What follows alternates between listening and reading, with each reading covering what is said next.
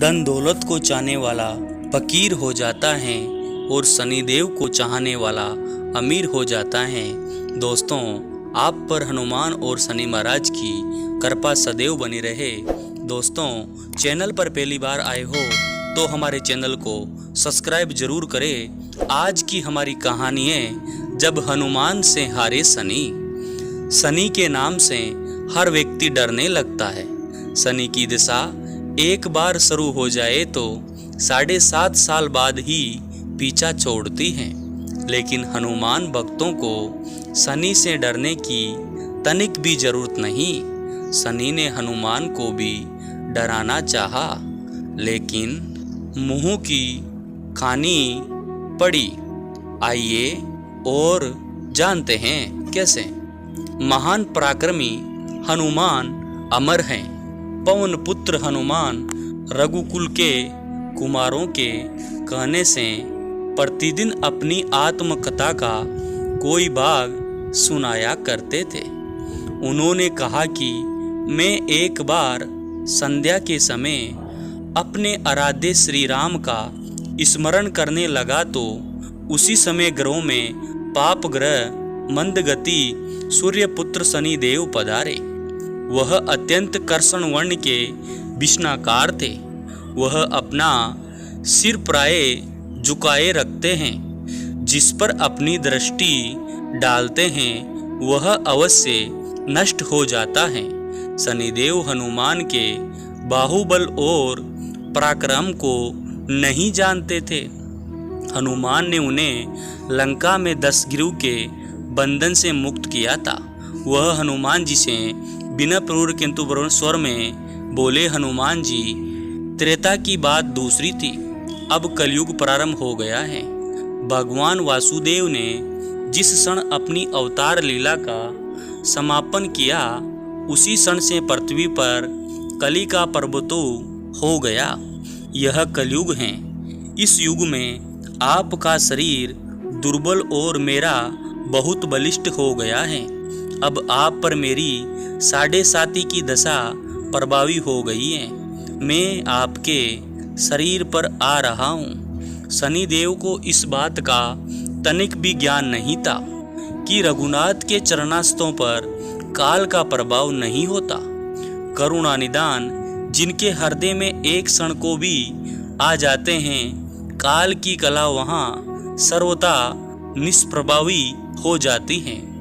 प्रारब्ध के विधान वहाँ पर्वतोहीन हो जाते हैं। सर्वसमर्थ पर ब्रह्मा के सेवकों का नियंत्रण संचालन पोषण प्रभु ही करते हैं। उनके सेवकों की ओर से दृष्टि उठाने का साहस कोई सुर असुर करे तो स्वयं अनिष्ट भाजन होता है। शनिदेव के अग्रज यमराज भी प्रभु के भक्त की ओर देखने का साहस नहीं कर पाते हैं। हनुमान जी ने शनिदेव को समझाने का प्रयत्न किया। आप कहीं अन्यंत्र जाए। ग्रहों का प्रभाव पृथ्वी के मरणशील प्राणियों पर ही पड़ता है। मुझे अपने आराध्य का स्मरण करने दे। मेरा शरीर में श्री रघुनाथ जी के अतिरिक्त दूसरे किसी को स्थान नहीं मिल सकता। लेकिन शनिदेव को इससे संतोष नहीं मिला।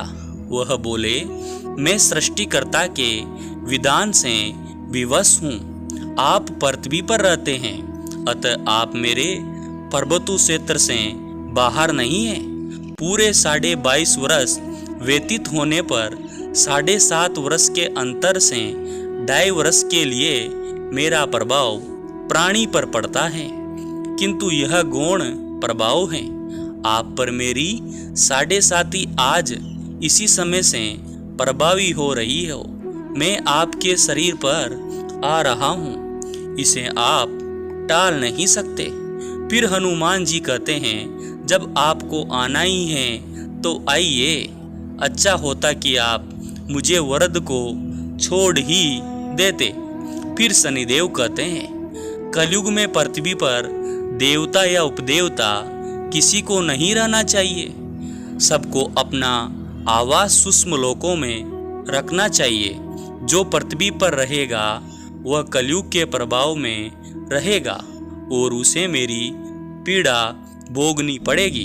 और ग्रहों में मुझे अपने अग्रज यम का कार्य मिला है। मैं मुख्य मारक ग्रह हूँ और मृत्यु के सबसे निकट वर्द होते हैं, अतः मैं वर्दों को कैसे छोड़ सकता हूँ। हनुमान जी कहते हैं, आप मेरे शरीर पर कहाँ बैठने आ रहे हैं। शनिदेव ग्रह से कहते हैं, प्राणी के सिर पर मैं 2.5 वर्ष प्राणी के सिर पर रहकर उसकी बुद्धि विचलित बनाए रखता हूँ। मध्य के 2.5 वर्ष उसके उदर में स्थित रहकर उसके शरीर को अस्वस्थ बनाता हूँ। वह अंतिम 2.5 वर्ष पैरों में रहकर उसे भटकाता हूँ। फिर शनिदेव हनुमान जी के मस्तक पर आ बैठे तो हनुमान जी के सिर पर खाज हुई। इसे मिटाने के लिए हनुमान जी ने बड़ा पर्वत उठाकर सिर पर रख लिया। शनिदेव चिल्लाते हैं, यह क्या कर रहे हैं आप। फिर हनुमान जी कहते हैं, जैसे आप सृष्टिकर्ता के विधान से विवश हैं, वैसे मैं भी अपने स्वभाव से विवश हूँ।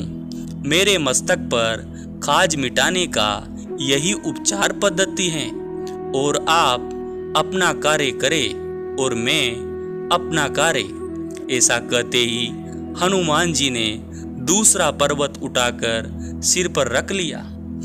इस पर शनिदेव कहते हैं, आप इन्हें उतारिए, मैं संधि करने को तैयार हूँ। उनके इतना कहते ही हनुमान जी ने तीसरा पर्वत उठाकर सिर पर रख लिया तो शनिदेव चिल्लाकर कहते हैं, अब आपके समीप नहीं आऊँगा। फिर भी हनुमान जी नहीं माने और चौथा पर्वत उठाकर सिर पर रख लिया।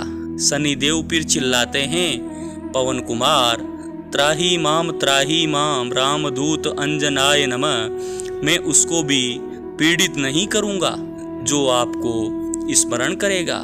मुझे उतर जाने का अवसर दे। हनुमान जी कहते हैं, बहुत शीघ्रता की, अभी तो 5वां पर्वत सिक्कर बाकी है। और इतने में ही शनि मेरे पैरों में गिर गए और कहा, मैं सदैव आपका दिए वचनों का स्मरण करूँगा।